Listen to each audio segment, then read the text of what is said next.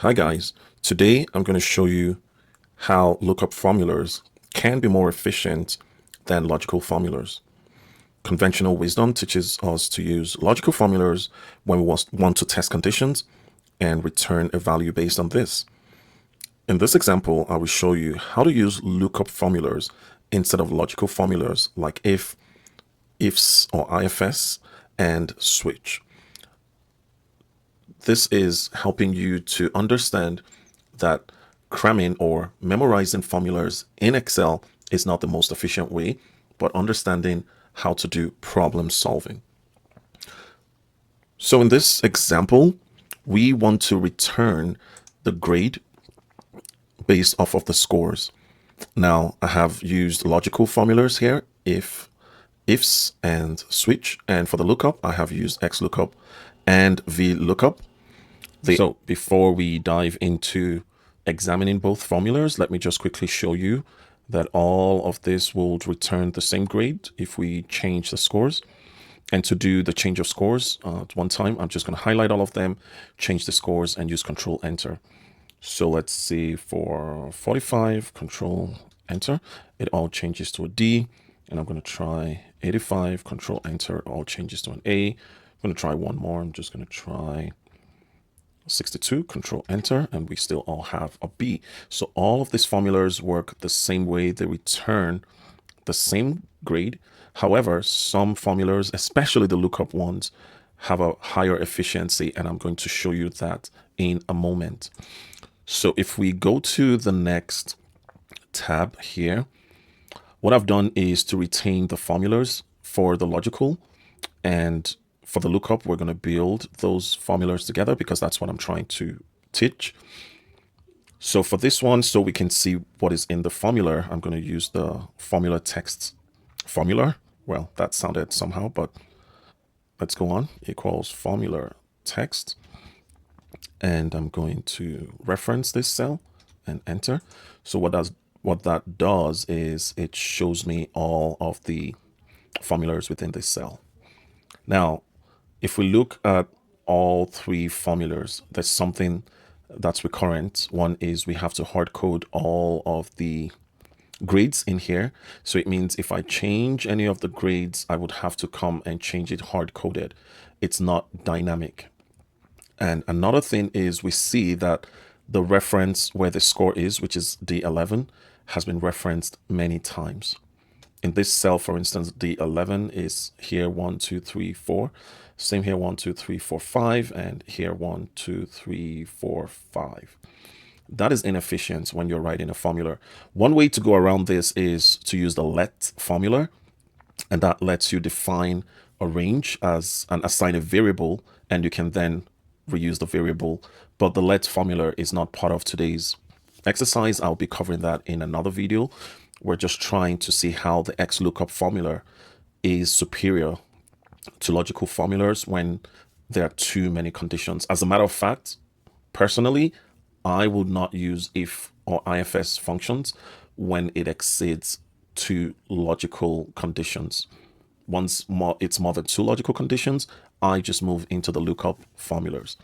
So we're going to use the XLOOKUP to build the same scoring as we have up top here.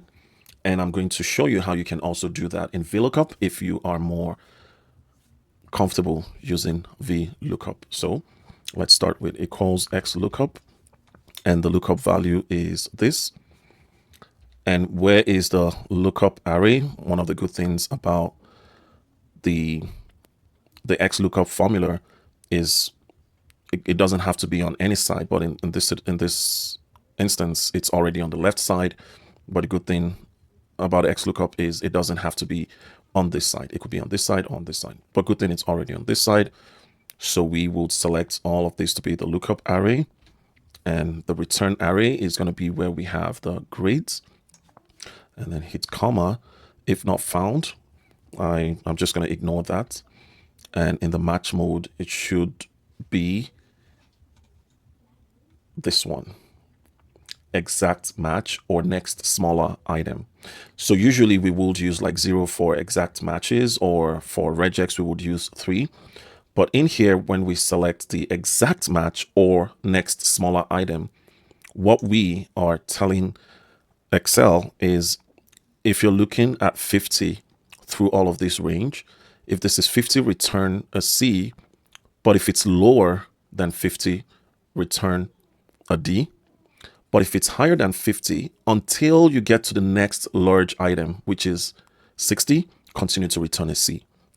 So if we press enter here, we also see that it gives us a C. So I'm going to change all of this and we're going to change it to 80. Control enter, it returns an A for all of it. If we try 65, control enter, we get a B. Let's try 55, control enter, we all get a C. Let's try 45, control enter, we all get a D. But you would agree with me that this formula is way easier to write compared to having to do many if statements, or even when you're using switch, you have to refer to the reference cell too many times. In XLOOKUP, you don't have to do all of that. It's also dynamic. Nothing is hard-coded in this cell. If you change anything here and change anything here, it just gets updated. Whereas in all of these other ones, you have to change hard-coded formulas or references one after the other.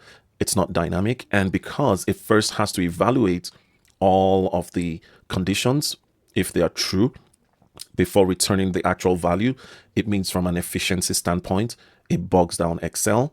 And if you have 1,000 rows, for instance, then your spreadsheets would begin to slow down a little bit.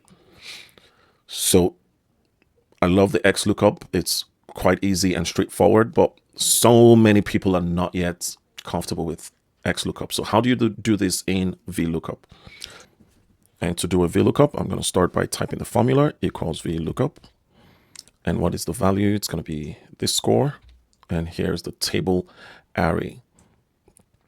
I'm going to go comma. Where's the column index number? I want to return what's in the C column. So I'm going to put in a 2. And then for the lookup type, I'm going to be using the approximate match instead of false match. Now, what the approximate match does is exactly what the XLOOKUP does with the -1 argument, is it looks for the next largest entry, but up until then, it's going to assign the same grade to whatever score you have in there. So for instance, we have a 50 here. Until it gets anything higher than 60, it's going to be a C. But if you look here, it says approximate match. The values in the first column of table array must be sorted in ascending order. So here we don't have the scores in ascending order. So the first thing we need to do is to sort. If we use this formula this way, it's going to return a C. I'm just going to close parentheses just so you see. But the problem would be when we enter scores like 70, we get an A. But when we enter like 75, we get an NA. When we enter like 52, we get an NA. When we enter like, when we enter like 40, we get a D. But the in-betweens are the problem. When we enter 45, we get NA. If you enter like 55, you get NA. So that's because it's not sorted. So I'm going to return this to 50 and then delete this. And then we're going to start the VLOOKUP formula again. And I'm going to select this. And the first thing that I want to do is to use the sort formula. So what I want to do is to sort this range. I'm going to select this range where everything is. And it's asking me for the sort index. I'm going to put a 1 because it's the first row or the first column that I want to sort.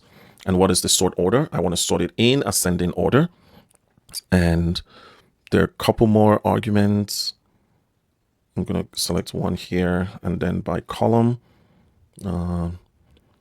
false. No, I don't want to sort it by row. So I'm going to do a false here and then close. And that's going to represent my array. So what I've just done is to sort this array in an ascending order, just so I can use the approximate lookup type in VLOOKUP. So now if I hit comma, the index number is 2. And then if I hit comma, now I can use approximate match, double click and press enter. And now if I type 55 or 55, I should have an A. So I'm going to do all of them together. Let's see if we get the same results for everything. So start with 56, control enter, everything changes to a C. I'm going to try 80, control enter, and everything changes to an A. Let's try 64, control enter, everything changes to a B. So here I'm also going to use control D to copy the formula up top, control D. And if you look at the two lookup formulas, they look easier to write than the top three logical formulas here. And going by this example, there's no doubt that the XLOOKUP is the most efficient formula in here.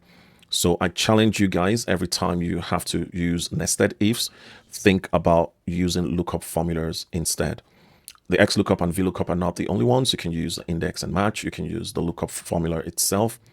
There are many ways you can use lookup formulas as a more efficient way to logical formulas. If you find this content useful, share with others, like and subscribe, and I'll see you in the next video. Bye-bye.